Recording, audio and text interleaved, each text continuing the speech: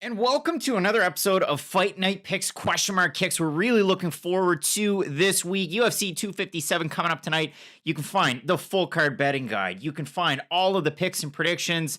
Way to go, Otman Azaitzar. Really messed that one up for the boys. And if you want to check it out, we have new and updated merch over on the store, including the Under Armour hats we just restocked and the brand new red Fight Night Picks Under Armour t-shirt, a good addition to any fight fan's wardrobe. So hit it up, the new site over at fightnightpicks.com. And without further ado, let's get into it. Fight Night Picks is brought to you by Vertiball. Head on over to their website. It's vertiball.com. And listen, it's an awesome product. It's a local company out of New Brunswick, Canada. So make sure you support those guys locally as well as Fight Night Picks. But they're the only mountable portable muscle massager. They can stick onto any smooth surface. They've got an industrial strength suction cup. Can support over 100 pounds of pressure. You can get really into those deep knots. I have one here at home. I use it for my back and my shoulders from holding up that Fight Night Picks Pick'em trophy. But listen, make sure you check them out. It's a great product. Like I said, they're recommended by physiotherapists, masseuses, and chiropractors across Canada, the US, UK, and Australia. And they're used by countless professional athletes like Minka Fitzpatrick on screen there,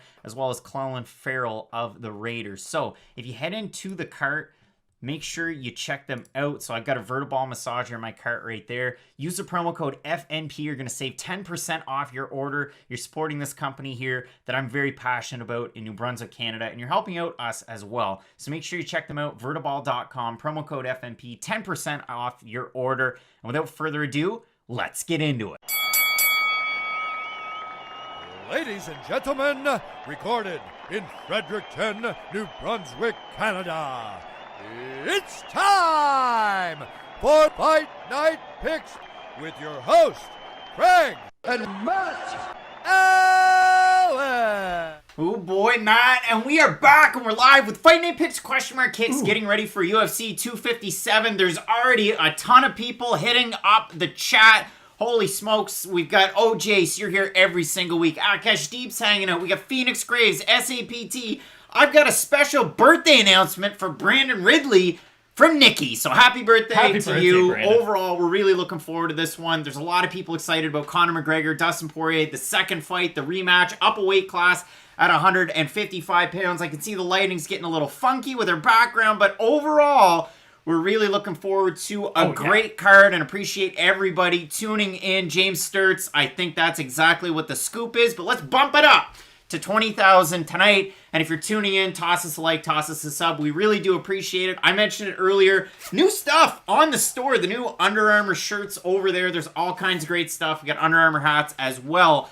And Matt, what we always do with this show, we go up and down through the entire card, but then we go back and we have a look at something that we started to do early on in the week with those prediction videos. The fact that we're talking about our fight of the night. And unfortunately, one half of our two fight of the nights fell out. How crazy is that? Remember that time a guy decided, hey, I know I'm on the main card of what's probably going to be the biggest fight card of the year. What if I, cut off my security bracelet, gave it to someone else, and then had a whole, James Bond-esque sneak scene back into my hotel? Just a wild story out of Fight Island, but yeah, I don't think I've ever seen a storyline quite like that heading into a fight card. Buzzer Raphael, we really do appreciate you hitting up the super chat. Hit up the super chat if you can. It's going to get insane as this card goes on. That chat's going to fill up and we're going to do our best to go back through it. So Matt, let's talk about our possible fight of the nights, because what we had originally was Dustin Poirier taking on Conor McGregor. It's such a great main event.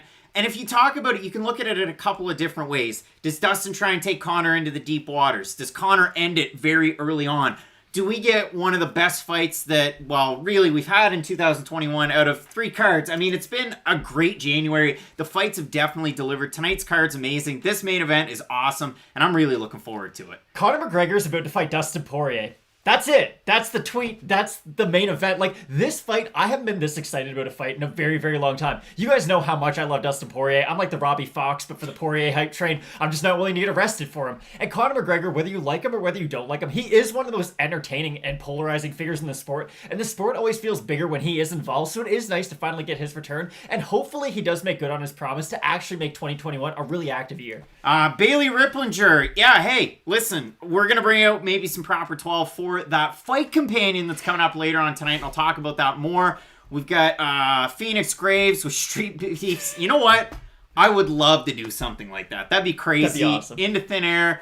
saying, what's up, boys? And Jack Lawson hitting us up in the super chat with the $10 saying, love you, boys. I need to yeah, I know. Listen, yeah, we had Chandler at the start of the week. Did we change our picks? Who knows? But that fight's going to be an awesome one. We have $10 in the super chat from Mr. Luxury. Great card on Wednesday. The boys delivered. I went 10-4. You went 11-3. I mean, listen, absolutely amazing so far. You can't really tell right now, but this might be the only part of this year that I can hold this trophy for. So we've gotten off to a great start. Hopefully we can keep the great times and picks going. All right, and we've got SAPT. We've got Branch Above hanging out. Everybody in that chat as we go along. It is a great main event, but listen, if you talk bookends, I love our first prelim on the card. Amir Albazi taking on Zhumagulov. These two guys have just a fun style, especially at 125. We've seen a lot of fighters, Bontarine can scrap, Pantoja can scrap. We've got a lot of guys that can really hit hard. You got some good wrestlers too, and I feel like these guys are kind of going to pick up that momentum of the Tim Elliots that we had that used to be in the division. Great scrambles out of the two of them. Zhumagulov, heavy-handed for sure. And if you look at Amir Albazi, his submission abilities, his slickness off his back when he's on the mat, there's so many things to like about this fight. That's why I have this now pegged as our fight of the night. There's a reason where it seems like every single time two flyweights are fighting, I get a bunch of texts that are like, wow, this is really high-level stuff. And it is. In between these two guys, listen, Amir Albazi is going to be a guy who's going to be around flyweight for a very long time. I can't make the same prediction for Zhalgas, but I just know Amir Albazi, with his style, with his scrambles, he's always going to bring a very fun fight. And like you had said, this is more of a clash of styles, and something I really do enjoy in the flyweight division is when you get two unranked guys who you know are world-class, because there is, 17 fighters in the division, so even the guys who are outside of that top echelon are still some of the best fighters in the world, and that's what we're getting into this fight. And I mean, Amir Albazi coming into this one ranked 15th off the one win over Malcolm Gordon, so it's kind of crazy to see that. Deb the Dude hitting us up in the super chat and into thin air. Thank you. Are we going to get snow in Fredericton, New Brunswick, Canada tomorrow? I don't know. Let's see. Tyler is hanging out from PEI over on the island. Let's go across the bridge and have a look back at our fight card. Matt, great card. Abdul's saying, when's it going to start? It's going to start in what?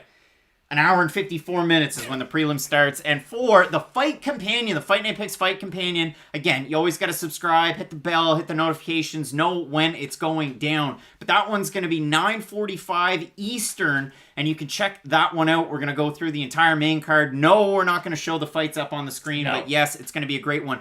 The other thing that I want to mention, and we're going to be throwing down trivia questions as this show goes on, because we have 2 hours before the prelims to play with. The show is going to be brought to you by the movie Born a Champion. And Matt, I saw the preview of this thing and went, holy smokes, it's going to be great, because there's one really, really good fighter in it for sure. Once in a lifetime, opportunity knocks twice. Don't miss Sean Patrick Flanery in a powerful martial arts film, Born a Champion, also starring Katrina, Bowden, and Dennis Quaid. Experience the inspirational film about the love for family, the drive for greatness, and the willingness to never give up without a fight. Born a Champion is in select theaters and on digital on demand tonight. Rated R from Lionsgate. Matt, that movie, and Nelly's saying Ontario's better than New Brunswick. Screw it. No, it's not. That's mean.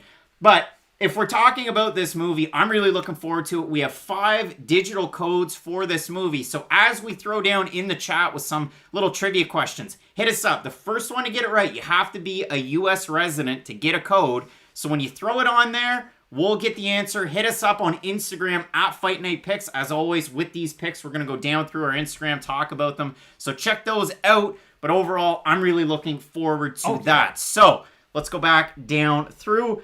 And we'll start with our first fight of the night, Matt. We considered it as a possible fight of the night. We have Amir Albazi taking on a really tough out in Zhumagulov. What a great fight. This should be an awesome one. And again, styles make fights. This should be an interesting one. Earlier in the week, we both had Amir Albazi to get the win. Zhumagulov definitely has a good opportunity in this one. And as far as the odds are concerned, almost at par. Amir Albazi opened to -105. It popped up. It popped down. He's -113. Zhumagulov opened to -115.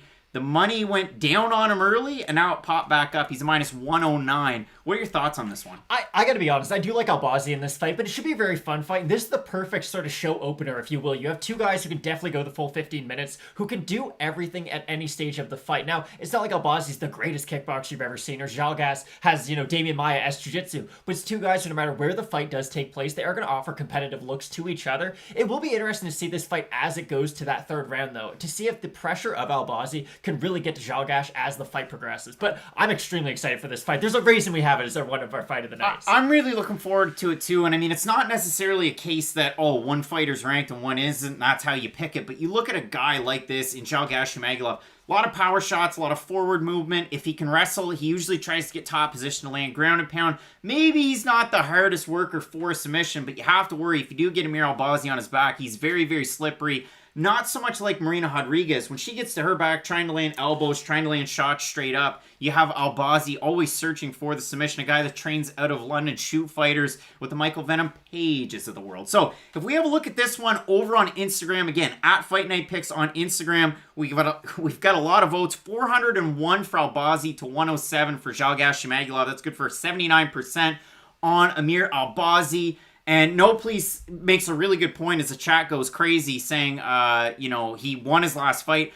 Exactly. We both thought that Zhumagulov won that fight. We really thought he was going to get the win, and unfortunate that he didn't against Paiva. And then the other thing too, you're supposed to have Amir Albazi take on Paiva back in the fall. It didn't happen. So again, who are you going for a pick here? I still like Albazi in this fight. I understand on the feet it is a very dangerous fight for him, but just his ability to kind of mix in the wrestling with his striking, I do like him winning this one. All right, now we got to address something that keeps popping up in the chat. You have an hour and 50 minutes before the prelims start. I'll move in a little bit. Akash Deep's doing a good job throwing that in there, letting people know when it starts. D Nice took Sarah McMann. What else? UFC commentary said it. Albazi worked with All-Stars in Sweden. I saw that as well. And that's another great gym. I mean, you've got who? Gokhan Saki? Khamzat Chimaev. You've got Alexander Gustafsson as well. All-Stars is definitely a great gym to train out of. Here's my first question. And Matt, we'll throw this one down.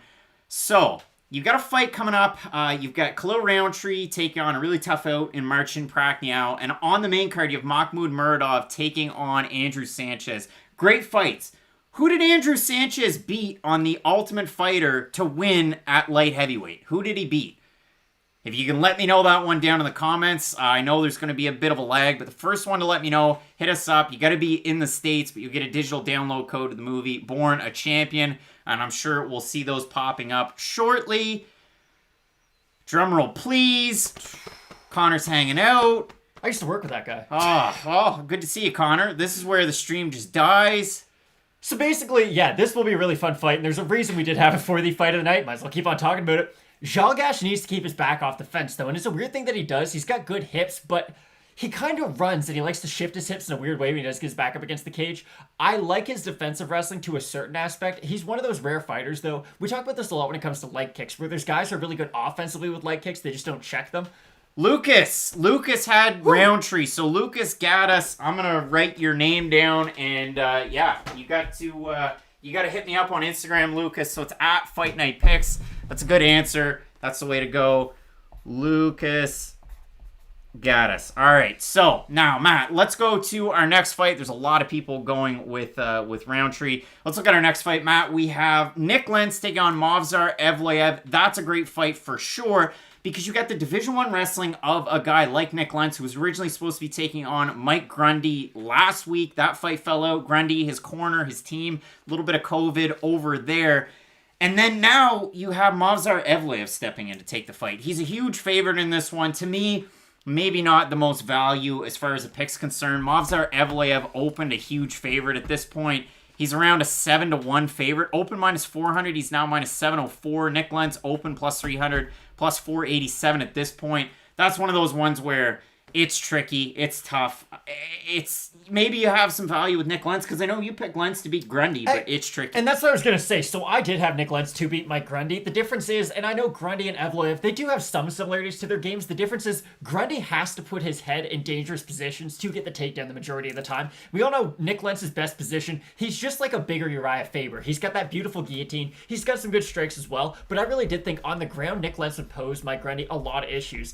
The difference in this fight is Evloev not only has the wrestling that Grundy brings to the table, he's also just got the overall grappling game once the fight does hit the mat. So I don't really see Nick Lentz being able to catch him with anything, especially in the transitions between, half guard. And let's say if Evloev tries to get cocky and does anything crazy, I don't think Nick Lentz can make him pay like he would have been able to make Mike Grundy pay. So I know I did have Nick Lentz before, but you're not going to hear me say nearly as many positive things in this preview video for him. Just this fight stylistically is a very difficult one for him. I doubt he's going to be able to out-wrestle Evloev. On the feet, I do like Nick Lentz's power. He actually has underrated striking, I think, and this isn't the best example to bring up, but I'm going to kind of have to. His fight against Gray Maynard, he beat the brakes off Gray Maynard, and I understand Gray Maynard was way past his prime, but the shot selection in that fight was nice. He was throwing head kicks, he was throwing big overhands. I like that version of his striking, but it's very hard to pick him in this fight against such a well-rounded, dangerous guy in Movsar Evloev. Movsar Evloev, a guy that's trained out of Tiger Muay Thai. We've seen those advancements in his striking. Maybe he's not just like Khalil Roundtree, Muay Thai fighter, but he definitely has gained in his striking to go with his, overall grappling. To me, this is the classic Fight Night Picks pop and popcorn type of fight. I mean, I don't really have any action on this one, but I'm definitely going with Movsar Evloev. If we have a look at the votes, Matt, it's, again, another landslide. 89% over on Instagram going with Movsar Evloev to get the win over Nick Lentz. That's 474 total votes for Evloev to 58 for Nick Lentz. That's absolutely amazing for Movsar Evloev. And it's just tricky for Nick Lentz to get a win. Again, you got to search away for a submission. Maybe you're able to outpoint him, but that's going to be difficult. Again, that's why it's really hard to pick Nick Lentz in this. And there's a reason why Movsar Evloev is such a big favorite. Just when I look at a fight, the easiest way is, how can one guy finish the other? I have no idea how Nick Lentz could finish Movsar Evloev. I don't think he catches him with a big shot. And if the fight does go to the ground, the scrambles and just the overall work rate of Evloev is going to be really hard for an older version of Nick Lentz to really keep up with throughout this fight. Interesting, though, that this fight is happening at 150 pounds. It's not happening at lightweight or featherweight. It's one of those weird in-between catchweight fights, so just a little X factor, if you will. Should be a good one. All right, Matt, let's get into our next fight. We have Khalil Roundtree taking on Marcin Prachnio. And Matt, we talked about this in the original video, the fact that Marcin Prachnio has had 3 UFC fights. He's been finished in all 3 UFC fights, and that's about it. And then you go back and you watch his fight against Galvao that got him into the UFC in 2017 with 1 championship. He gets knocked down very early. It was the first shot, and then after that gets back up and eventually gets the finish. He has plenty of finish wins on his record.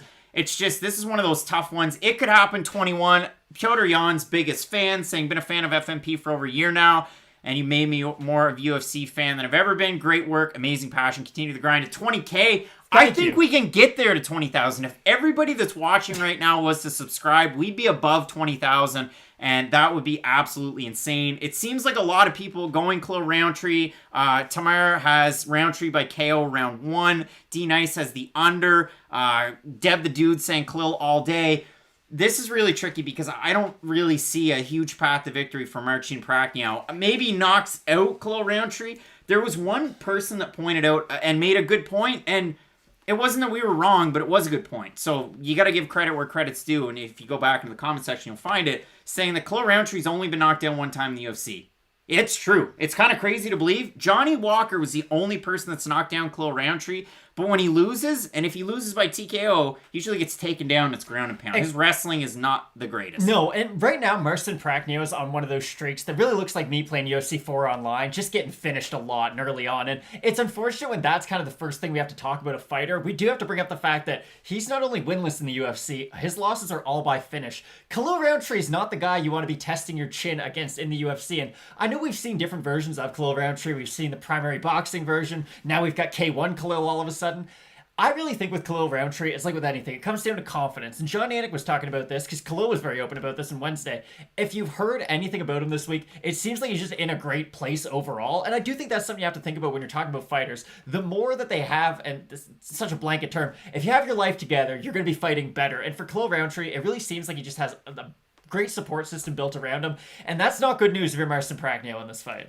Really good point up there by Anthony saying George Hickman's on the island to help Roundtree, Bangkok ready. We had the Hickman brothers in our 2020 year-end awards as possible trainer/coach of the year. That award ended up going to Eric Albarracin, but man, those guys are really putting in the work. You see it every week. It's almost like they have a fighter competing on these cards now. Great to see a gym really stepping up. And yeah, I'm looking forward to it. Elongated Rat makes a good point too. The fact that you see people on a 3-fight win streak or losing streak, then they win, kind of like Alessio Di Chirico did over Joaquin Buckley. For me, I look at this one, again, you have a look at the odds. Khalil Roundtree's a 4-1 favorite. Do you love him in that spot? He opened to minus 300. Prachnio open plus 250. He's now plus 300.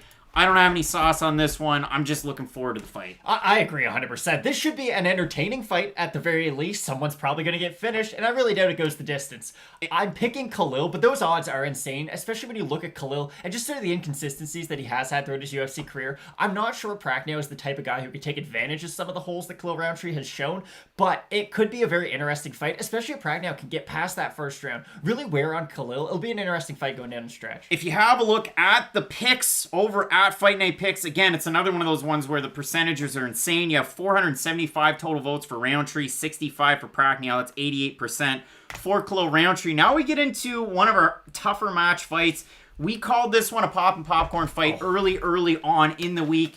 Matt, we have a really tough out in Juliana Pena, who got finished in her last fight. She did. I mean, usually you'd think, and the going narrative into the fight with Jermaine Durandamy was, well, Juliana Pena's a black belt. She has a good opportunity to submit GDR. It just didn't happen. And then you look at the fighter opposite her, Sarah McMann. If she wins, it's usually with her wrestling and the more wrestling-centered grappling techniques, if you will. The head and arm chokes. And those are really her bread and butter and the way that she's going to be able to win.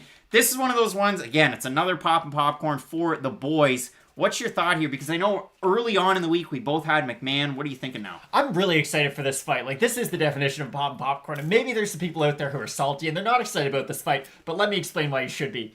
This is going to be a lower level version of Kamaru Usman Colby Covington. I don't really see this fight having a lot of grappling in it. I think both fighters respect the grappling of their opponent. Now, yes, Sarah McMann might be able to get on top of Juliana Pena and really control her from there. But I think that's dangerous, especially if Pena can somehow get on top of McMann. This is an extremely fun fight that's going to go one of two ways. We're either going to get two grapplers who decide to strike, or I do think Sarah McMahon is going to be able to just use her top pressure to win rounds over Juliana Pena. Jairez, hopefully I pronounced that properly. Hey, boys, great night of fights coming up. You've got Ribas, Chandler, and McGregor in a parlay. We're not here to take part. We're here to take over. Thank you. Yeah, this is a tricky one.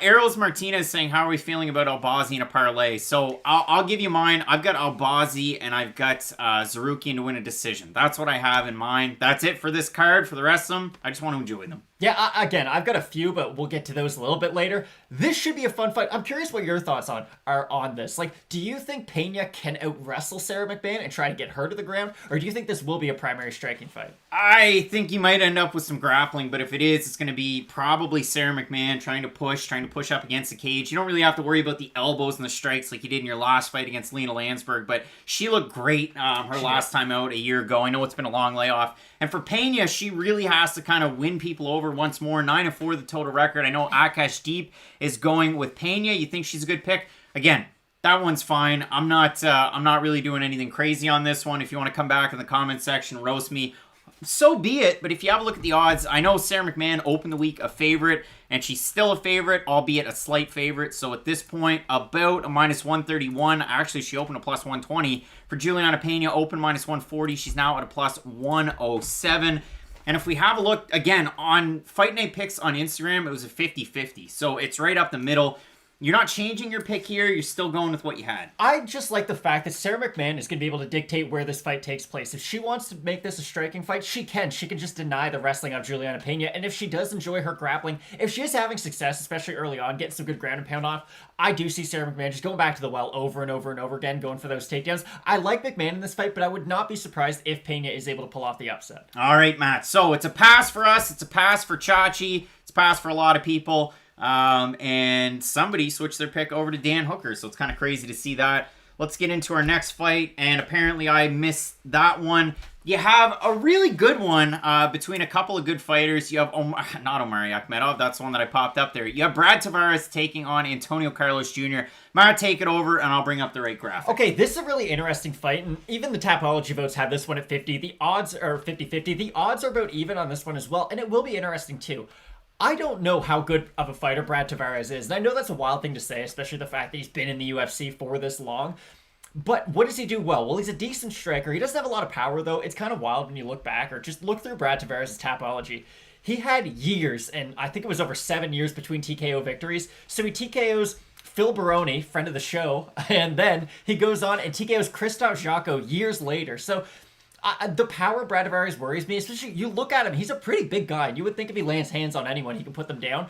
I love the jiu-jitsu of Antonio Carlos Jr., though, and I can't hide that. I like the fact that he is going for submission over position constantly, and it is a risky style to have, but when you're as good at jiu-jitsu as a guy like Antonio Carlos Jr., all he needs is one dominant position, and he can really make his opponent pay. Yeah, I mean, really good point. Elongated Rat trying to make fun of me. I made a mistake. I had the wrong picture up, but I fixed it. So now we've got what we need. And another question we had up above somewhere there about the Fight Companion. It'll go live, but it's in the playlist with this, with the overall picks, with all the picks that are there. You can find it there. We're going to go live 9:45 p.m. Eastern. So you bring up a lot of good points. And I'd like to think I do. We had a friend of a sparring partner, Brad Tavares, rip us a new one in the comments section saying that, we couldn't take a punch from Brad Tavares. Well, no. Brad Tavares would knock me out totally cold. I'm better at cooking than him, I bet you. But he hasn't been knocking people out in the UFC. Like you said, the Jotko win, that's a knockout win, and then Phil Baroni when they were still naming UFC events. So it was a long time between. And then you have the 2 losses. For Carlos Jr., the loss that really bugged me was the one against Ian Heinisch. And I get it. Heinisch is a good fighter. He's got a big fight coming up. But if you talk about it, Antonio Carlos Jr., what does he do? When he strikes, he's really awkward. He keeps his lead leg out there. Could Tavares kick it off? 100%. It's there for the taking. When you throw that kick, you got to be worried about him going for a takedown attempt. But he's very unorthodox with his takedown attempts. So that's the thing. I think for somebody to really get a good win over Antonio Carlos Jr., start throwing out the kicks because he goes for a lot of body lock takedowns, a lot of judo throws. He doesn't really fish for the leg all that much. The only issue I would say with that is if you go back and watch the Uriah Hall fight, he was trying to time the kicks up Hall. Now, I understand Uriah Hall's much more kick heavy than Brad Tavares. I do think you bring up a good point, especially the fact Tavares doesn't even throw a lot of kicks. That is kind of what worries me in this.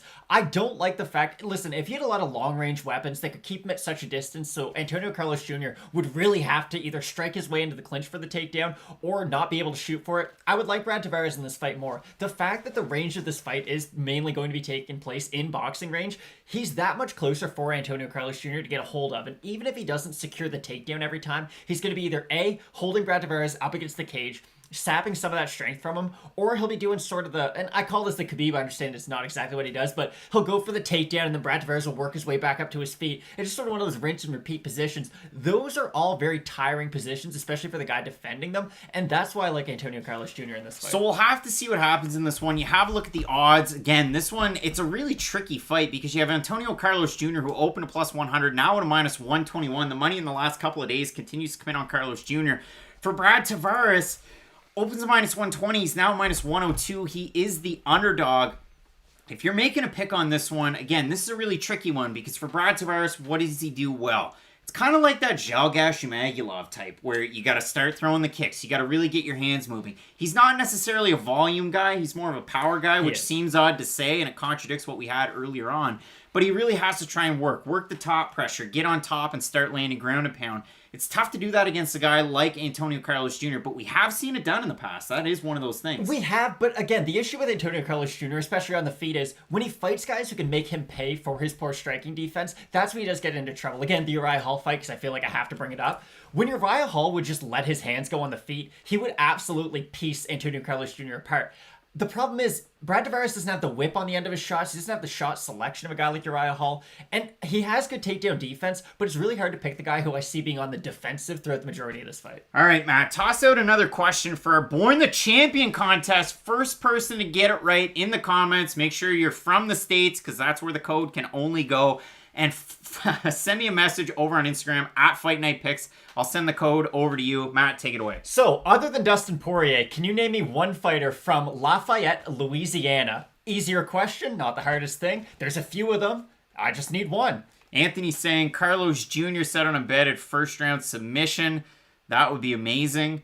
Fender Jazz, I'm all over Antonio Carlos Jr., but Brad looks shredded more so than ever. He's been Extreme Couture guy for a long time. Carter B. Cormier?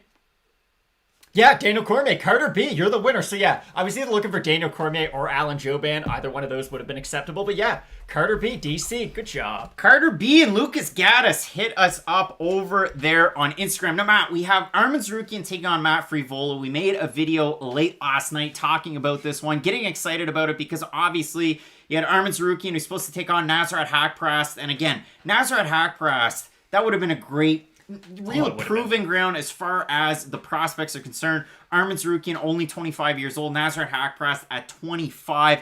And with Haqparast boxing and Tsarukyan's wrestling and his ability really to mix things up on the feet, that would have made for a great fight. We had that one pegged as a possible fight of the night, one of the two. In steps Matt Frevola. Otman Zaitsar decided to play hide the bag or run on the balcony or whatever game you want to make it. On this episode of Baggage. It's just like touch butt in the park for these guys. But Otman Zaitsar no longer in the UFC. Matt Frevola, though, you look at the guy. I mean, training out of Longo Weidman, training out of Gracie Tampa South with a guy like Billy Q, who had a great video on Twitter about Otman Zaitsar.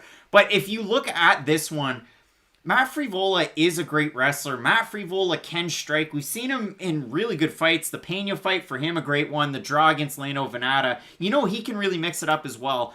The line was pretty baked, especially when it dropped. The fact that Arman Tsarukyan is probably, at this point, the biggest favorite on the card. Last night he was.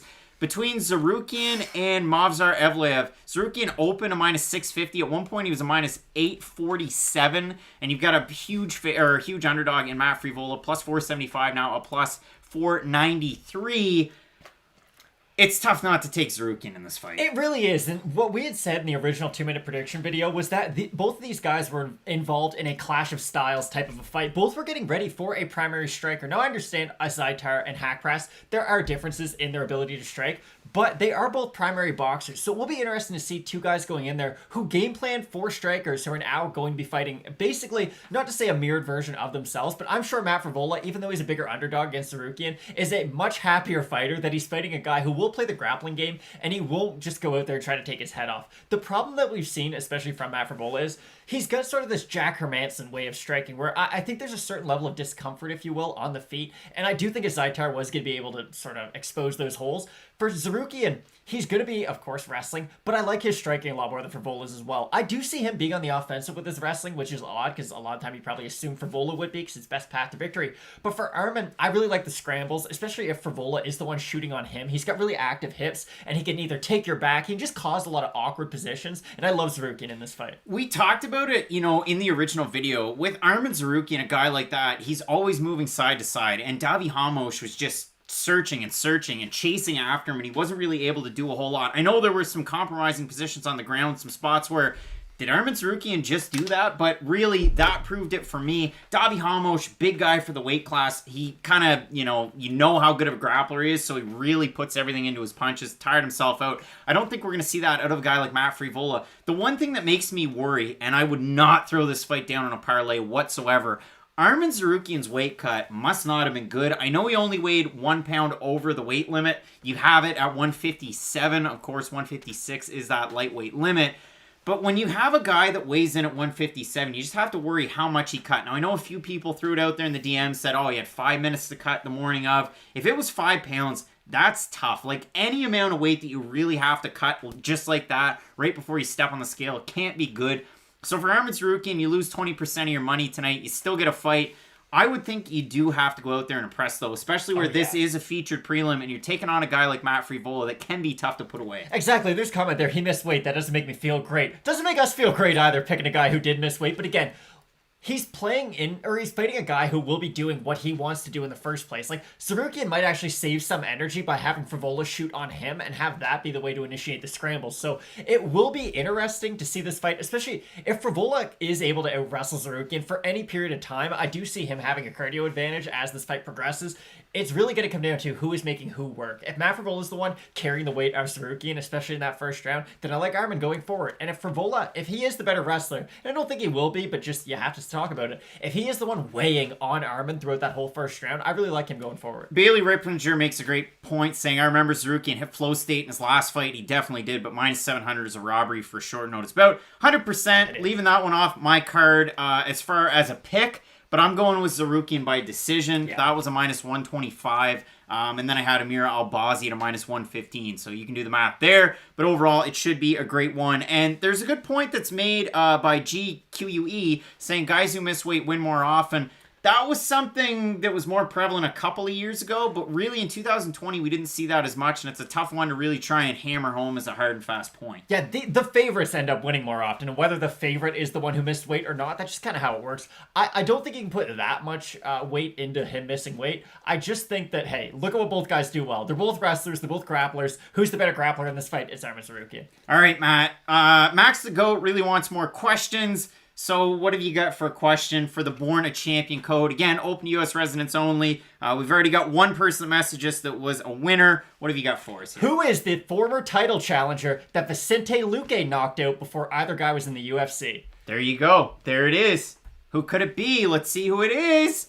Let's see who it is. A lot of people asking what time does it start. You've got an hour and 26 minutes before the start time.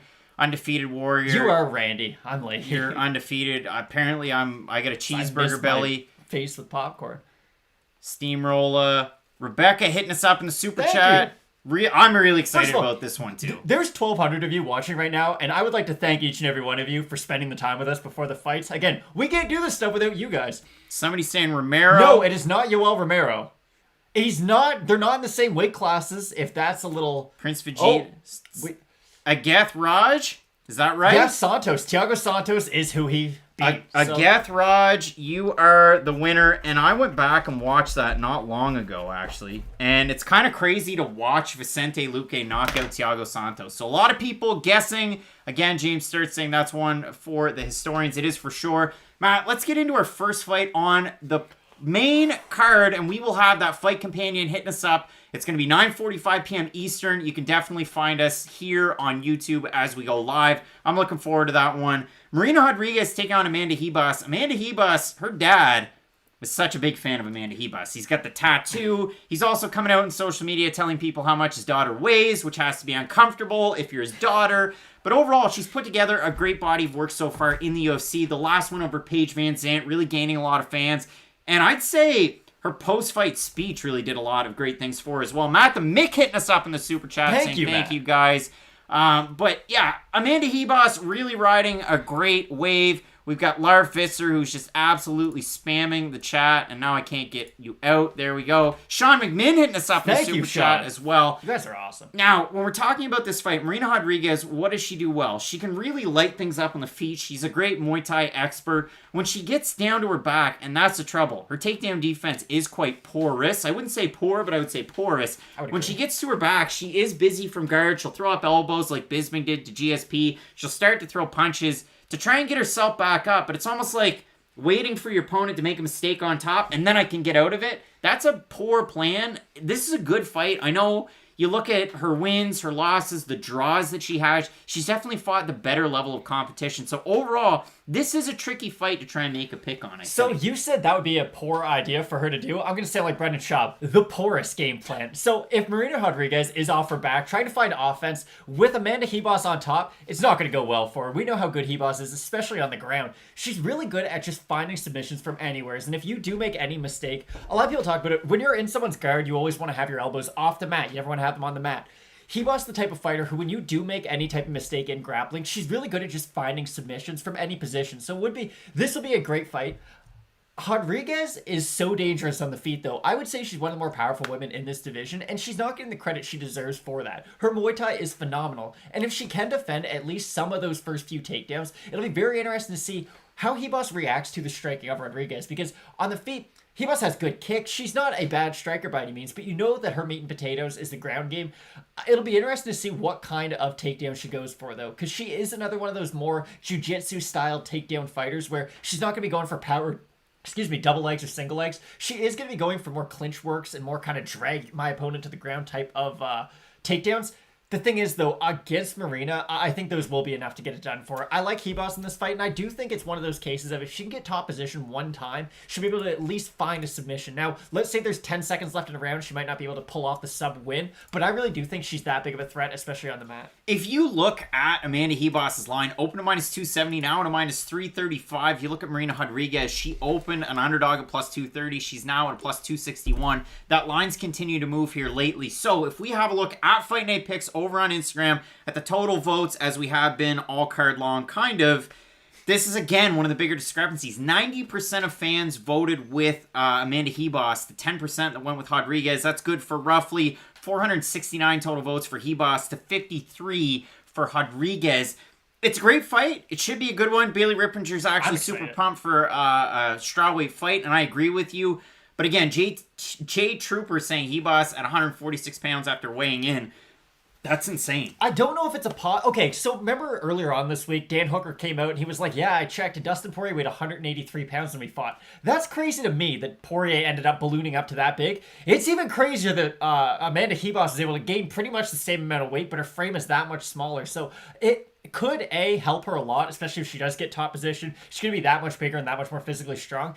I'm curious to see though how it will affect, or if it will affect, her cardio going down the stretch. Again, we're not telling you guys things you don't already know. People have hard weight cuts tend to not have good cardio, but I do like Ribas because again, her best positions are going to be making Rodriguez work the whole entire fight, so it might kind of equal out their cardios in case either one did have a bad weight cut going down the stretch. It should be a good one, and Matt, this card, I mean, I see a lot of people, there's some people that are kind of disheartened. We don't really have the greatest of fights on this main card. That co-main and main really saved the whole thing. It's an A+ for me. We always talk about, well, what's the letter grade that you're going with on a card like this? And, you know, normally we end up with like a B- to a B+, and that's usually kind of the crux of it. Sometimes you get worse. Every now and again we get lucky, we get better. But this card, I mean, to have a co-main being Dan Hooker and Michael Chandler, a main event to have Conor McGregor taking on Dustin Poirier in the rematch, it's such a great fight. I'm really looking forward to it. Everybody asking about the weight cut. Again, I like Ribas in this fight. You're going with Ribas. We're not changing our pick. I'm looking forward to it. Matt, toss us out another Born a Champion question. We've already got 3 of them down there. You had all kinds of good ones. Okay, easy one. This is very simple. Can you tell me at least one part of Conor McGregor's walkout song? There are multiple portions. I'm only looking for one part of one of the songs. So you've got 3 different things to choose from. If you name any of them, the code is yours. Give us one. You have to be a U.S. resident to win, and hit us up on Instagram at Fight Night Picks for that code. And it's going to be a busy night over there on Instagram. I know that for sure. Gift of nothing. I only have Albazi, and like I said, I've got Arman Tsarukyan to win by decision. Let's see. How many minutes till the first fight? Still going. GQ saying the card's chalky, not great for betting. That's true. I mean, I'm just sitting back and enjoying it from the Fight Night Picks. Foggy Dew by Nellie Morris. There we go. Nellie Morris, you are the winner. So Nellie Morris. Good job. Hit us up over there at Fight Night Picks on Instagram. Into thin air saying shipping off to Boston. No. I wish. That'd be kind of cool. You know, Jonathan Papelbon liked that song. So, let's get into this fight, Matt. We have it on the main card. Mahmoud Muradov taking on Andrew Sanchez. Mahmoud Muradov, to me, and I've had a lot of conversations over the week, the great Fight Night Picks fans that are out there watching this live, about boxing. And I've really kind of fallen in love with boxing once again. It's such a good sport, or fun sport to watch. We've been talking about it all week. What's my favorite boxing move? What's the left hook to the body? I just love to watch it. But Mahmoud Muradov with the L-step, with a lot of the fundamentals that he has in his game, you know the fact that Muradov is a guy that's represented by the money team. The one weird thing, and we talked about this off air, you don't really see them promoting him. That's weird. It is. Okay, the whole reason I thought that they would even bring up the fact that he's associated with the money team is there must be some kind of, not really promotional push, but advantage that comes along with being signed by them. We haven't really seen that yet. And yes, maybe the UFC is just waiting for him to get a little bit more well-known, or maybe wait till he does get a ranking next to his name before they do offer him some of those media opportunities. It just is odd that it's one of those things that gets brought up, but it's not at the forefront of what you talk about when you talk about Mahmoud Muradov. I know we're both really excited about his skill set and him moving forward, but again, it is really weird that it's just kind of like a little note at the bottom of like, oh hey, he's also managed by the money team.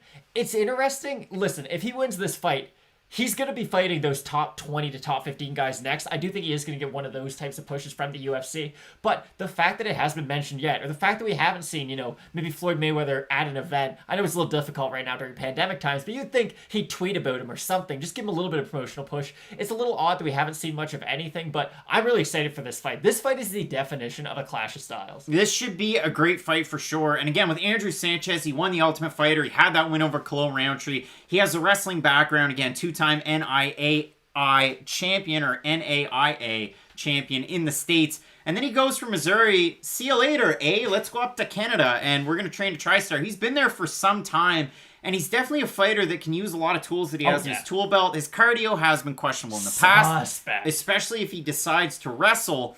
But when he strikes, like in his last 2 fights, his second to last fight, he's got his hands kind of up, but it's a nice wide stance. He's on the balls of his feet. In his last fight against Wellington Turman, I mean, holy smokes. You look at this guy and he's got his hands low. Wellington Turman can bang. I mean, I know he doesn't have, crazy power, crazy one-shot power, but he's got that Julian Lane, let me bang, bro. And he just kept going after it, You had Sanchez clip him, drop him, and then follow up with it. It was a great finish for Sanchez. But I would think if Sanchez is going to get a win, and ODU, you're saying Sanchez is going to style this fool. He could. I see a lot of people in here kind of talking about the fact that, Andrew Sanchez has a good opportunity. He really does. Andrew Sanchez is a very frustrating fighter to watch because you look at everything that he does, you're like, wow, there's a really good fighter here. But it's just, he'll do the thing he does well almost too much. Like Mr. Miyagi said, too much of a good thing's not a good thing. For Andrew Sanchez, that's his wrestling. He will wrestle himself into exhaustion. I know we bring it up all the time, or like Joe Rogan with this. Anthony Smith is the perfect fight to go back and watch, especially kind of looking at this one. Anthony Smith gets dominated for 2 rounds. He can't get up off of his back. It's not that he's getting outstruck, but you can definitely tell that he's thinking about the shots of Andrew Sanchez throughout this whole fight. And I think that's something we have to bring up right now. Andrew Sanchez is going to land on Muradov, and you're not going to assume it. Like, he's going to land hands on him, and he's going to get good shots off.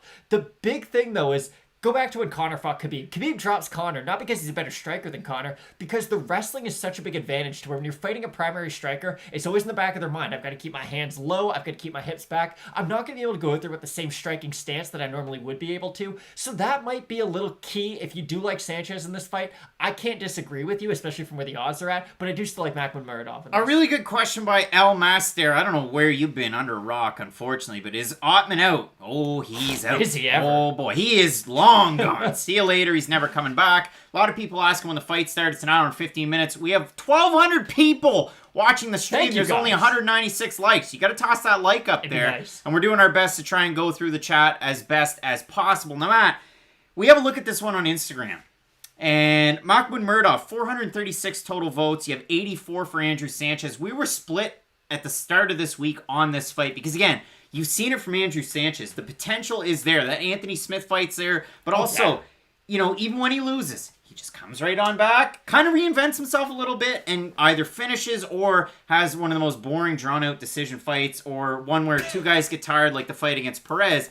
You have Muradov, who's riding one of the biggest hype trains that we've seen in a bit that hasn't been derailed, like the Buckleys and so on and so forth. So you've got a great fighter here in Muradov as well. This is a tough one to try and figure out. What are your thoughts on this one? Okay, it's going to go one of 2 ways. To quote Teddy Atlas, you're going to have one-way traffic. I just don't know which way it's going to go. Could Sanchez go out there and secure 1 takedown a round and just really do well with his top position, do just enough to not get stood up, don't really overexert himself and, mess up his own cardio? That could definitely happen throughout 15 minutes. Could Muradov go out there, stuff 1 takedown, land a hook to the body in an overhand right, Ilia Topuria style? Of course he could. So I really do see this, to quote Mike Goldberg, as a clash of styles. I'm going to pick Muradov just because the cardio Sanchez, listen, if he goes out there and striking like he did with that sort of wider base, I do think he could get the win. And again, his wrestling is going to be one of the more dominant aspects of his game. I'm still going to pick Muradov in this, but this isn't a bad pick if you're looking for an underdog. Craig P. Higgins, you're watching the comments, forgot to like it. We appreciate your like. What Thank else? You guys. Gift of Nothing liked it, and Deb the Dude wants the likes as well. This is a tough one. Again, I'm not throwing this one on my card. It's a pop and popcorn fight if it ever was one. Because again, there's such an obvious path to victory for both guys.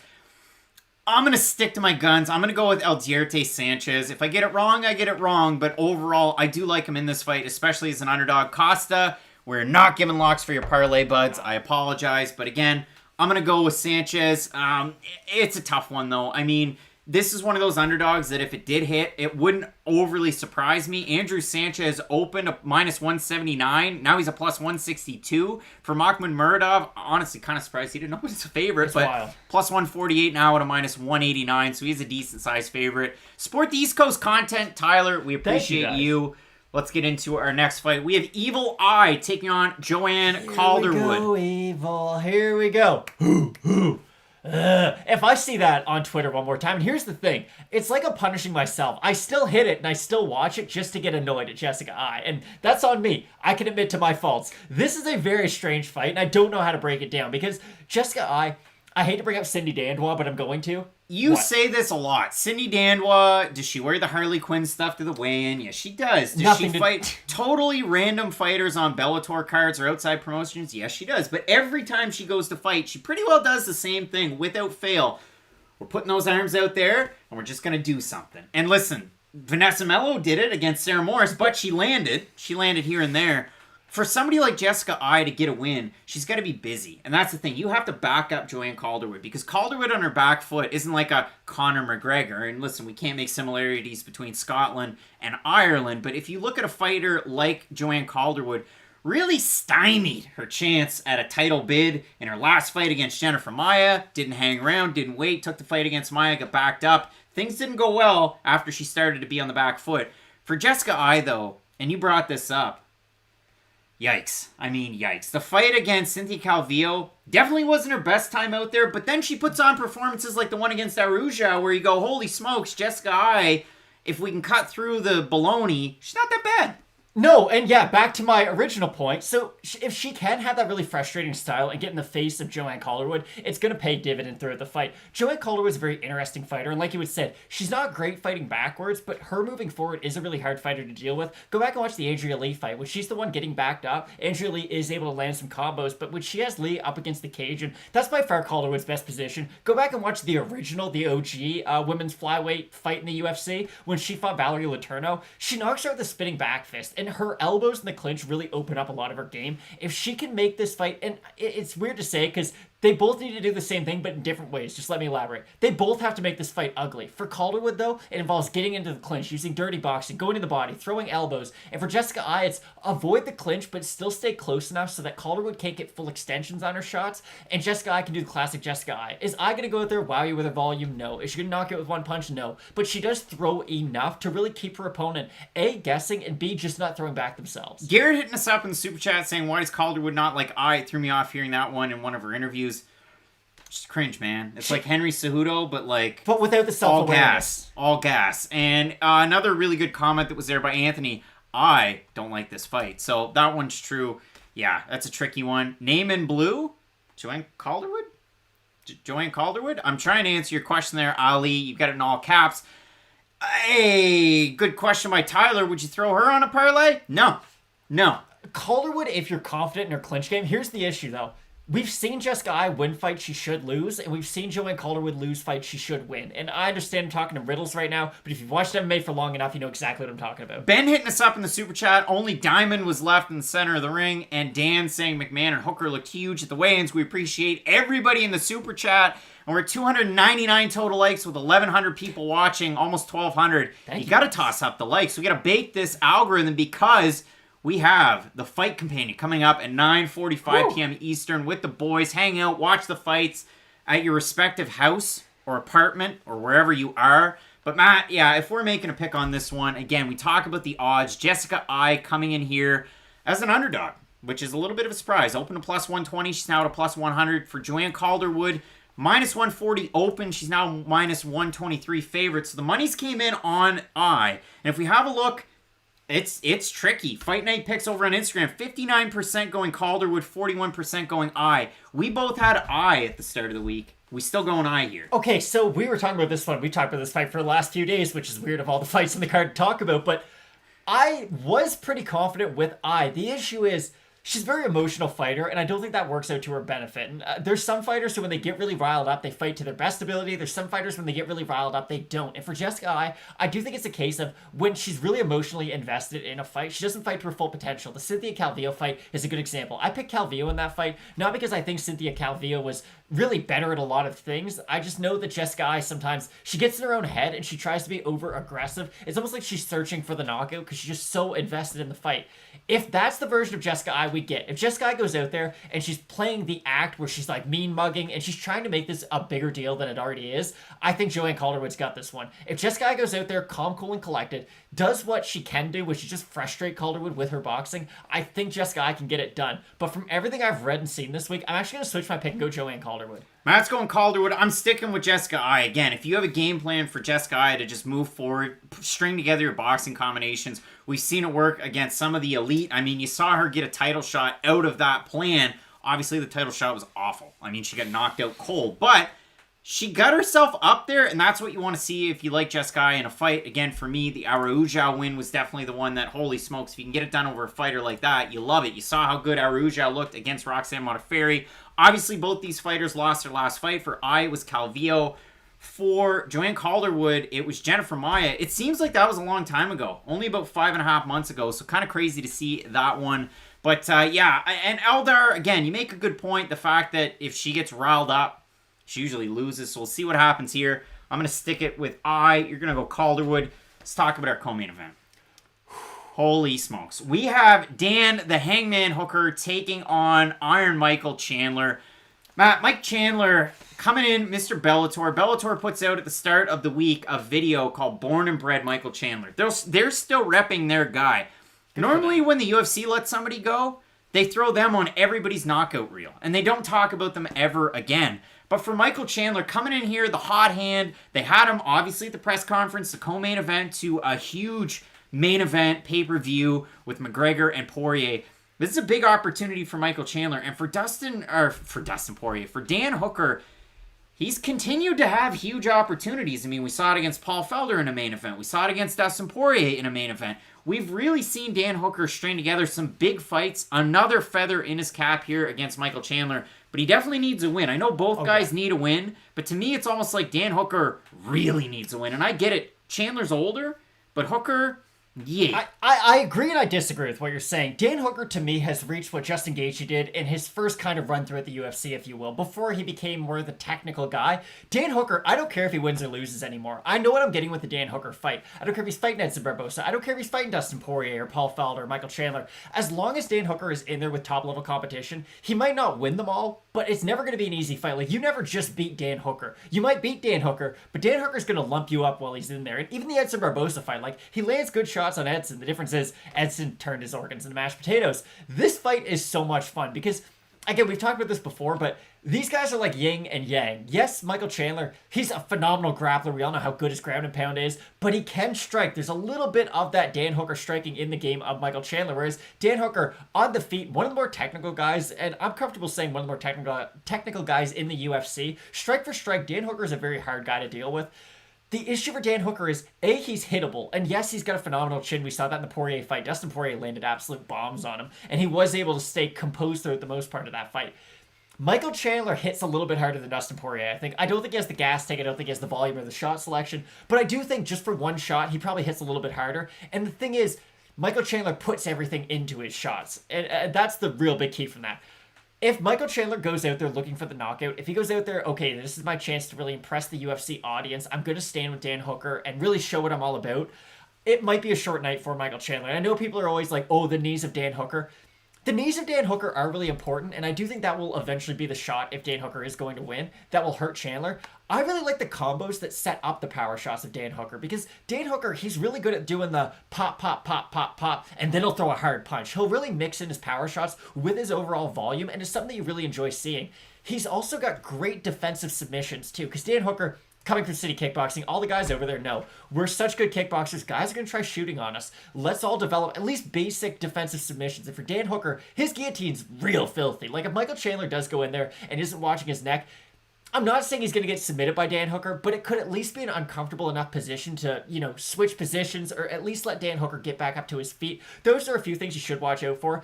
As an underdog, I do really like Michael Chandler in this. And I know we've been following Michael Chandler more than I'd say the average, fight fan, just because we are such big Bellator guys. But Michael Chandler, at his full potential, is one of the best ground and pound fighters I've ever seen, has some great submissions, and he's a guy like Alexander Rakic, last point for me, who uses his athleticism in fights, and it's something I always love to see. Uses the athleticism, has fought in a lot of 5-round fights in the past. Again, you can point to the fact, he's lost to Ill Will Brooks. I saw a point brought up earlier, the height and reach advantage that Dan Hooker has. He lost to Maximo Blanco, who was 5'8" and had a reach of 71 inches. So it's not out of the realm of possibility that somebody could beat Dan Hooker that's smaller than him. I mean, Dustin Poirier, he's not as tall as he is. He's thick, though. He's thick. He is very thick. And you see that little side-by-side comparison, the morph cut. That was pretty cool, Dustin Poirier. From when he came in, Sean V, you really just, you Go really... So that's not true. And Michael Chandler... Listen, Sean V, he might not become UFC champ, and I guess you'll be kind of right if he doesn't become champ. I'm just happy Chandler's in the UFC finally. And again, this is my big point, if I can stress anything. He's fighting number 6. If Michael Chandler loses by first round knockout, you want to know the great news? He's still probably going to fight another top 15 guy. Like, I'm just excited, A, Michael Chandler's in the UFC, and B, he's getting a co-main event in his first fight. All right, Matt. So if we're making a final pick on this one, we've kind of skirted around it a little bit. Dan Hooker is the favorite, open to -160. He's now -150. Late money came in on Chandler for the last few days, and then now it's coming back in on Hooker. For Chandler, open +140. He's now at a +124. What are you thinking here? We sticking with Chandler? Dan's making a good point. You're a fan of the videos. Is his chin suspect? Yeah, he got knocked out by Patricio Pitbull, who's a career 45er. He's not a 55er. But that was full extension Patricio. Patricio bangs, but yeah, he can be a little bit of a glass cannon. Yes and no. Michael Chandler's a good case of if he can see a shot, it won't hurt him. If he can't see a shot, it might. It's just one of those weird things. Like, again, chins, there's no real rhyme or reason for why you have a good or a bad chin. And you look at Michael Chandler, he's probably have a good chin. He's got a real thick neck. But the issue is when he gets hit behind the ear, and I do think that's sort of his trouble spot, if you will, that's when he gets hurt. That's what Patricio was able to do. That's what even Kyoji Horiguchi was able to do, hit him with an axe kick that hurt him. I know, weird fight to go back. Or not Kyoji Horiguchi, goodness. Your boy from Bellator can't fight at lightweight anymore. Gyoti Yamauchi. Thank you, Gyoti Yamauchi. He was able to hurt Michael Chandler in their fight. He hit him with that weird axe kick from distance. So Chandler can get hurt. But the difference is Chandler's ground and pound. He needs one takedown. And I know Dan Hooker's a good grappler, but you saw him going for takedowns on Dustin Poirier. And the second they hit the mat, he was able to stay on top. But once Poirier was starting to really use jiu-jitsu, he'd get him in a guillotine or an omoplata and use that to reverse position. Michael Chandler will be the one actively going for the takedowns, and if he's able to get top position on Dan Hooker, I'm not saying Dan Hooker can't get back up to his feet at some point, but I do think Chandler will be able to finish it. I have a bet right now because the prop was insane. Michael Chandler inside the distance was at 350, and I put some money on that because I do like Michael Chandler in this fight. Garrett's saying taking prop bets on McGregor round 1 and round 2. Super stoked for the card. Hooker and Chandler looking forward to the fight campaign. It's a pot and popcorn fight for you. Throwing up for Garrett. I'm going with Michael Chandler's fight. I'm not changing my pick from earlier on in the week. Again, everybody makes a good point, and if Dan Hooker wins this fight, again, it's a pop and popcorn fight. I'm not putting any money on this one myself, but with Dan Hooker, the elbows up the middle, the knees up the middle when Chandler goes for a takedown. The other thing, if Dan Hooker's worried about the takedown the whole fight, have you ever seen Michael Chandler's overhand right, the extension on that thing? Aaron Pico, Chuck Liddell, Michael Chandler. Those are the 3 guys that you love to watch it, you love to see it. I love it. Last point for me, Michael Chandler is what everyone wanted Kevin Lee to be. There you go. And it's as easy as that. Michael Chandler can take you down. He can submit you. He can ground and pound you. And on the feet, he can knock you out. If you look at what everyone wanted and aspired Kevin Lee to become, just look at Michael Chandler. It's pretty much the finished product. Matt, we got another code for the movie Born a Champion. We need a question from you. We've already had, 4 different winners so far. This is an easy one, too. This is the last code before our main event. We need a question. You have to be a U.S. resident. You'll get a code to watch the movie Born a Champion, the MMA movie that happens to star a big MMA star. So, very easy question. Who did Michael Chandler beat to win the Bellator lightweight title the first time? The first time. Who was the first guy Michael Chandler beat to win the Bellator lightweight title? A lot of people asking how many hours till the fight. You have an hour. You have 59 minutes. 59. Mouth be dry. Macho Man, that's a good one. Chandler's overhand right can only reach his shoulder. Hey, remember the time that you had Roy Nelson knock out Stefan Struve? It happened. There's that. Bobby, your donkey, we're brothers. Come on, bud. I mean, if we were lovers, one of us has got a ring, one of us doesn't. So, See? James Sturts. James Sturts going Eddie. James Sturts, you've been here for the whole show. Pat yourself on the back. Thank you. James, hit us up on Instagram. James Sturts, you win that code. That's the last one that we have. Matt, let's get into our main event of the evening. You have Dustin Poirier taking on Conor McGregor. This one is, of course, the rematch. McGregor is a very large favorite at the tune of about a 3-1 before I came on here. First of all, just to go over to the chat, Dylan Edwards can't compare Chandler to Lee. Hasn't fought world-class opponents yet. He has. Eddie Alvarez was Bellator lightweight champion, and that's who Michael Chandler beat. Eddie Alvarez wasn't even really in his prime when he got to the UFC. I would argue he was better in Bellator, and the fact that Michael Chandler was not only able to go out there and beat him, he stopped him in their first fight, and they had a split decision, which is real sus, because I thought Michael Chandler won the second fight. So, it's not like he hasn't fought world-class competition. And ill will in the UFC wasn't that great, but you look at the wins, you go back through and look at the quality of wins, and this is the problem that people will make with Michael Chandler. Well, Sidney Outlaw, Gyoti Yamauchi, okay. watch the fight and look at the way that in certain fights he's finishing his opponents. Definitely a great fighter. Let's talk about this one. And Sean V, you know what? You talk smack in the comments, but I really like your comment. These guys are great, nonstop energy and passion. You don't often see that. Hey, you're all right in my book. You keep saying that mean stuff. I'm fine with it. Now, we Dustin Poirier taking on Conor McGregor. This should be such a good fight. Dustin Poirier coming in here. You look at the wins, you look at the losses. Round of the year, round 2 against Dan Hooker. How awkward was it that at the press conference they had to sit side by each? It's weird. I mean, Matt and I fought a couple of months ago. We probably wouldn't even be in the same room. Maybe we would. Maybe I don't even like being better. in here now. That's fair. 1,267 people watching, only 363 likes. You got to bake that algorithm and check in to the show later on because we're going to be watching this fight and talking with all of you live on the channel. Conor McGregor, a lot of time away. He won about this time last year over Donald Cerrone. We had him pegged as a possible move of the year candidate. Out of the 5, you had Calderwood's switch kick. You had Buckley's kick against Impa Kasanganay. Conor McGregor's shoulder strikes, again, boxing type of move that we don't see very often in MMA. Exactly. He got creative on that night. The head kick to finish it, absolutely amazing. Conor McGregor really saying and doing all the right things this week, the things that you like to see out of McGregor. Very complimentary of Dustin Poirier. You got the exchange of the hot sauce for, well, future considerations of Proper 12. I love this fight, and on paper it's a great one. You can consider it as somewhat of a clash of styles, but it could be a knock him out, drag him out fight. It could be a quick knockout. It could be a submission in the 3rd or the 4th. Like, there's so many different possibilities. I love this fight. This fight's insane, and you guys know how much I love Dustin Poirier. Again, I'm not, ever since we started doing this, just to be completely honest, I'm not a huge fan of a lot of fighters anymore. You just kind of watch the fights, and I like a lot of the fights. Dustin Poirier, I'm still a fan of. That's something I've never been able to shake, but I'm going to try to give my most, impartial and unbiased opinion on this fight.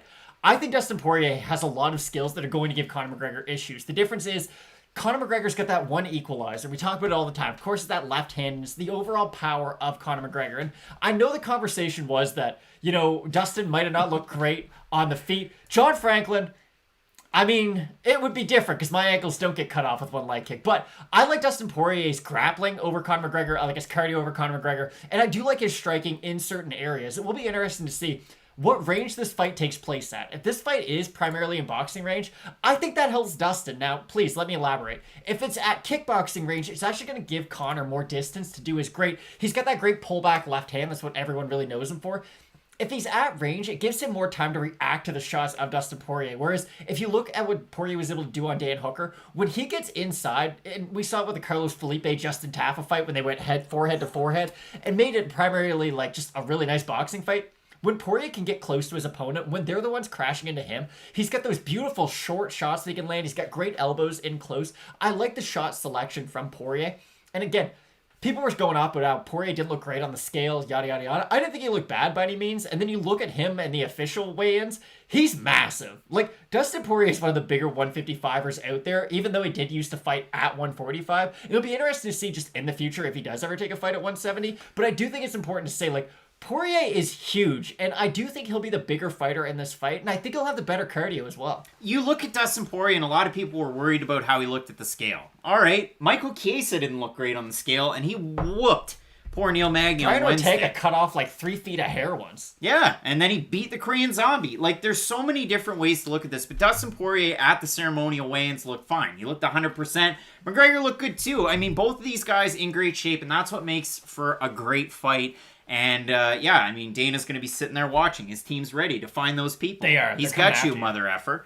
So if we look at this fight, Matt, Poirier, McGregor, the layoffs for McGregor, obviously telling. I mean, you'd think with a win, does he even fight in MMA? Does he angle a fight against Manny Pacquiao like 150 pounds? What's the play? For Dustin Poirier, you just keep going. You just keep on going. Whether it's at 55, at 70, there's always those question marks around McGregor. But again, going into this fight week, going into this fight in particular, saying and doing all the right things, conditioning and training looks to be on point. I know we kind of did a little bit of the narrative of if it goes into the 3rd, the 4th, the 5th, you have to favor Poirier. But that's because I've seen Poirier in those rounds before. We favor him against really anyone in round 3, 4, and 5. Like, he's one of the more unique combinations of power and cardio. You don't really see it often where you have a guy who has good power, good cardio, and good volume as well. Poirier does do all those things, and it's interesting.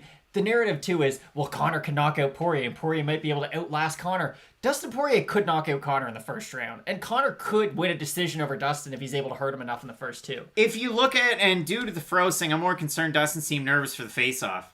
Dustin Poirier doesn't really seem like the most extroverted person of all time, especially when he's out there in front of the people. If it's an interview, he's pretty good, but when he gets out in front of that many people, and again, not like there's that many people, but in front of all the cameras and the lights, it doesn't matter any of that stuff. It's all about the results that we get in the cage. And another thing that we got to point out, I mean, you look at the odds. Again, you talk about odds being baked. Conor McGregor open minus 175. He's now minus 327. For Dustin Poirier, open plus 150. Now at a plus 258.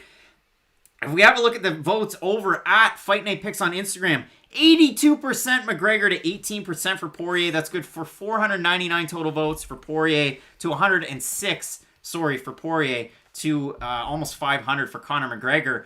A lot of people going with McGregor. I see Diego going with first round knockout for Poirier. Chachi saying Dustin's confidence and body language shows it all. McGregor's already won. I don't know. I'm not Dustin Poirier. I don't have a PhD in reading body language either. And I'm not calling you out, but it's really weird every time Conor McGregor fights, people come out of the woodwork who then comment on like the mental game and aspects of his opponents. Heard a lot of the same stuff going into the Cowboy fight as well.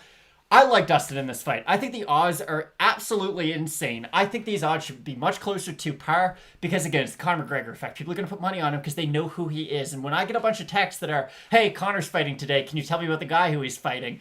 You kind of can tell the majority of people who are going to be watching this. It's not the people who, again, you guys... at least the vast majority of you, you've been here before, you know what we're all about. We like to get in depth, whereas some people who watch these mainly for McGregor, they're not the most hardcore of fans. I like Poirier in this fight. I like his cardio. I like his wrestling and his ground game too. I think those are little wrinkles that we are going to see in this fight.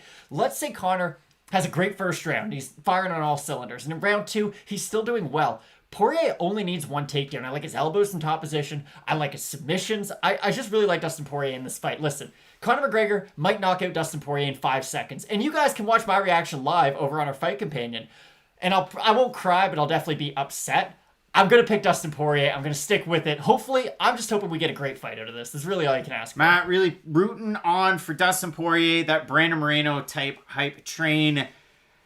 I got Conor McGregor in this one, Matt. I think it's going to be a mixture of power and volume at the start in the first round. And whether it's the first or the second, I have McGregor in this one. But again, would I be surprised if Dustin Poirier won? Would it be some crazy underdog win?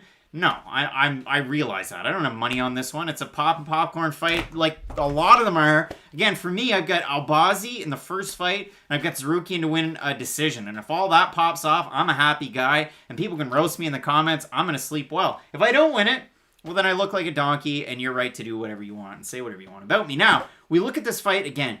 Poirier, big underdog. McGregor, big favorite.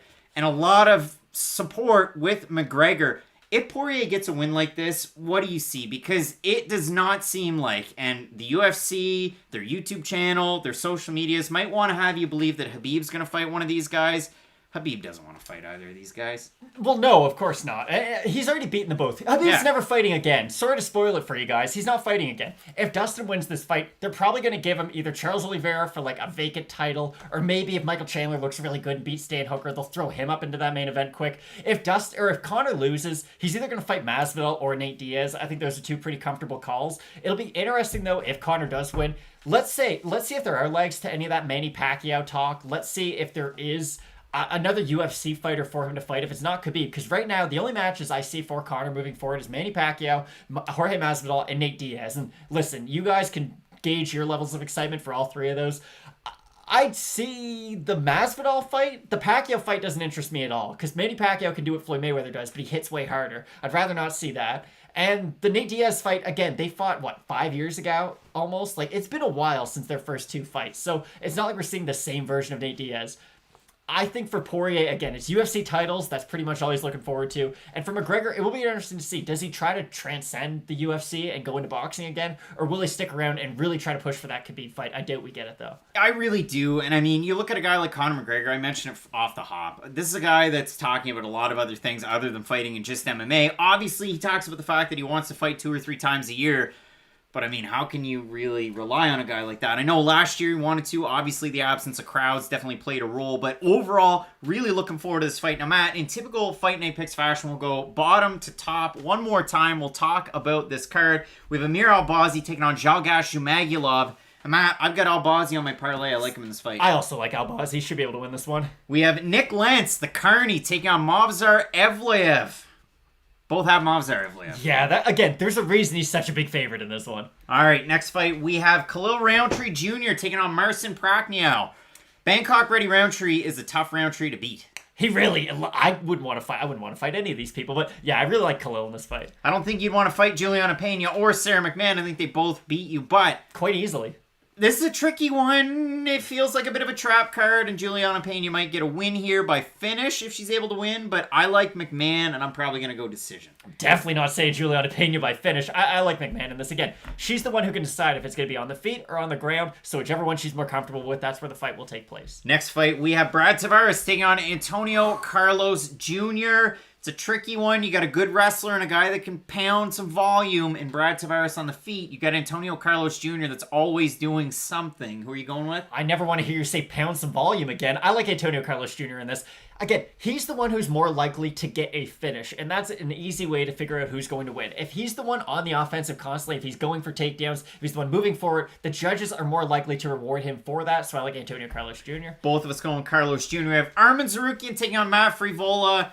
I've got Tsarukyan by decision. I've also got Tsarukyan in this one. Matt, we have our next fight on our main card. Our fight companion with Fight Night picks coming out later on. We're going to have that on the channel, 9:45 Eastern. Set your clocks, hit the sub, toss the like, all of that great stuff. Rodriguez taking on Ribas. It's a tricky fight. The Muay Thai of Marina Rodriguez, definitely something you have to watch out for at strawweight with Amanda Ribas. She is coming in heavy for strawweight. Final thoughts here.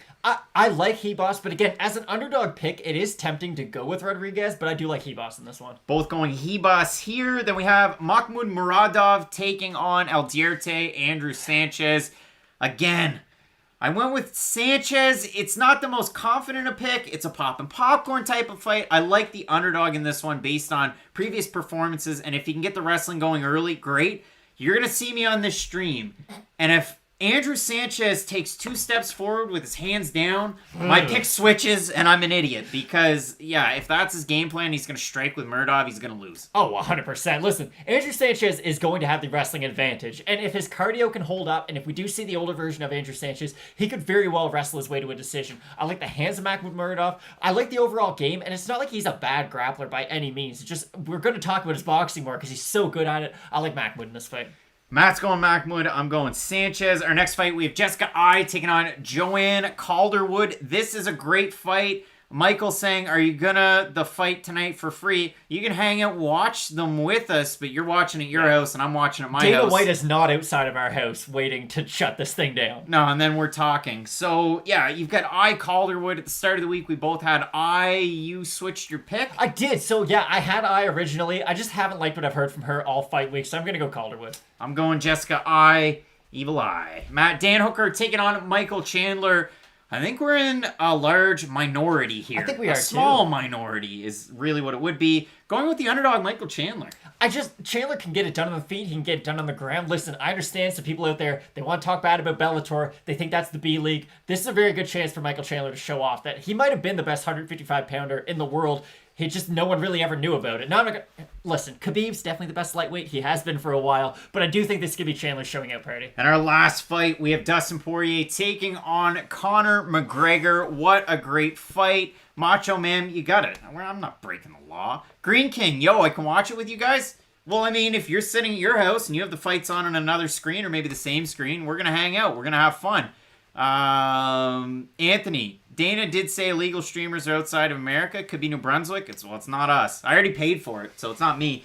Dustin Poirier taking on Conor McGregor. We're in disagreement on this one, but overall, should be a great fight. Oh, yeah. Listen, this fight, if nothing else, is going to be exciting. And that's one thing I think we can both agree on, at least. Poirier, you know how exciting his fights are. Same thing with Conor McGregor. Even if the fight only goes 10 seconds, there's always an added level of excitement to his fight. So I couldn't be more excited for tonight's main event. It should be a good one, Matt. And this is going to be your look for the fight companion. So it's a little bit of fun that we're going to have.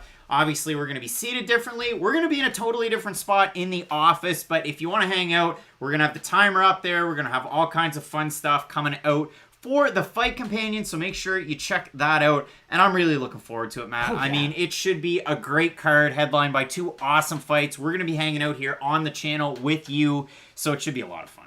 I couldn't be more excited. Today feels like the Super Bowl only for fight fans. Like, again, we've had better cards when you look at them, and there might be 3 title fights on it, but just for personal excitement, again, my favorite fighter, Dustin Poirier, is about to fight the biggest star in the sport in Conor McGregor. For me, this is like when the Raptors made it to the finals. I'm not going to say when they won the title, but at least them getting to the finals, this is my level of excitement. All right, Matt, really looking forward to it. It should be a great card. Make sure you tune back in at 9:45 p.m. Eastern. We appreciate everybody tuning in, filling up the chat, filling up the super chat, supporting the boys. There's the merch over on the site. The new Fight Night Picks Under Armour shirt is over there at fightnightpicks.com. We'll be back again later on tonight. Matt, as we always say, with Fight Night Picks, let's get into it.